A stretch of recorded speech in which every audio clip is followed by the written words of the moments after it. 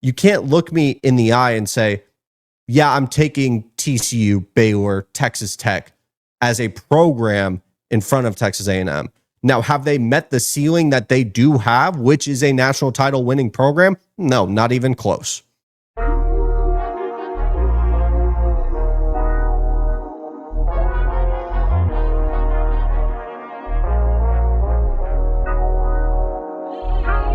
We have 5 college football programs to rank in Texas. We're going to go from 5 to 1. Here are the top 5 college football programs in the state of Texas. I'm sure people are going to be very calm about this one. My honorable mention is going to be Texas Tech.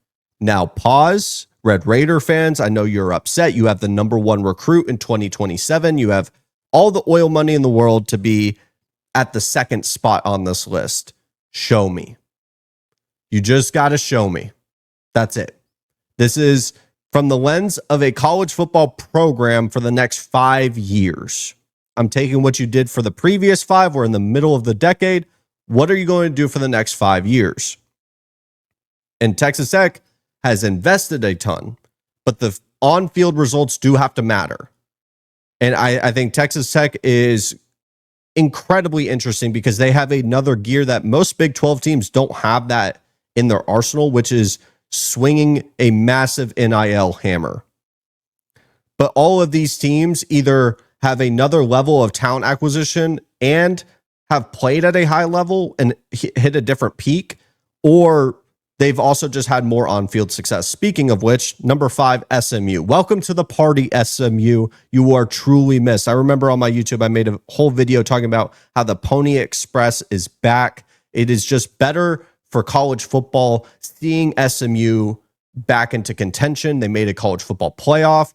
They've been able to be pretty damn consistent in terms of recruiting, and they've made a very accelerated rise. They've quickly gotten to the Power 4, which I think was a great move for them, although it feels weird to have a Texas team in the Atlantic Coastal Conference. But I think 5 for SMU is completely fair, as they have at least made it to a college football playoff spot. If they can hit another year in terms of talent acquisition, I could see them higher. Baylor is an interesting case. You could argue SMU and Baylor, I would flip-flop between them, because Baylor, I think, is a team that is coming back up. Dave Aranda is a coach that I like. They've made a Big 12 title game. There's a lot to like about Baylor in terms of moments. It's the consistency that worries me. At least for the past 5 years, I know that Baylor's been a part of a Power 4 program and that they've been able to obtain talent at that level. SMU, fresh, they're new. I just want to wait and see a little bit with SMU. Number 3, I have TCU. They've made a national championship, something that no one on this list has done. Mind you, they did it in the 4-team playoff, which I would argue is almost more impressive. They beat Michigan. We don't have to talk about what happened against Georgia. TCU, that is carrying them very far. But as we drift further and further away from the 2022 season, they had to step back. Obviously, they lost all of that NFL talent. I was not expecting them to just immediately bounce back. They are dealing with the volatility of the transfer portal. But I truly do love what TCU could potentially be for this upcoming season and for the next couple of years. I think they have the head coach right. I like what they built. I think they have an identity now, and they're finally correcting the course and getting back into a rhythm, which I think is highly critical for them. People are going to more than likely be upset that Texas A&M is at number 2. I think Texas A&M is the second best team in the state of Texas for a couple of reasons. You could talk about TCU's national championship run. You could talk about SMU's playoff run. For me, Texas A&M acquires talent second to only Texas. Pretty simple. Texas Tech is quickly rising up those ranks, but Texas A&M and their talent acquisition, only Texas beats them. And as much as you want to make 8-4 jokes about Texas A&M, they are in the SEC, and they've also gotten very close to a college football playoff spot in 2020. I understand we're 5 years away, but like I said, 5-year sample size of what this program is. And in terms of a program, and based on what they have in terms of facilities, resources, everything within their arsenal, you can't look me in the eye and say, yeah, I'm taking TCU, Baylor, Texas Tech as a program in front of Texas A&M.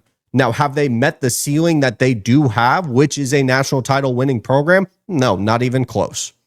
They have not met the expectation. But just because they have not met the expectation does not change the game that we are playing, which is building a program, which Texas A&M has virtually everything available to them, including being in a Power 2 of the Big Ten and the SEC, which I think is highly critical, which leads me to the number one team in the state of Texas, Texas. Pretty simple. Their number one talent acquisition. They've had incredible success since joining the SEC. They made it to an SEC title game. They are by far the best team on paper going into next season and more than likely for the next 3 years. Steve Sarkisian is building a well-oiled machine. He's only waiting for a national title to confirm that this process worked and Texas is fully back. I think Texas is already back, but there's still some people that are wanting a national title in order for him to truly be back. They are the preseason number one team in the country, somehow being underdogs against Ohio State for the first time a preseason number one team has ever done that.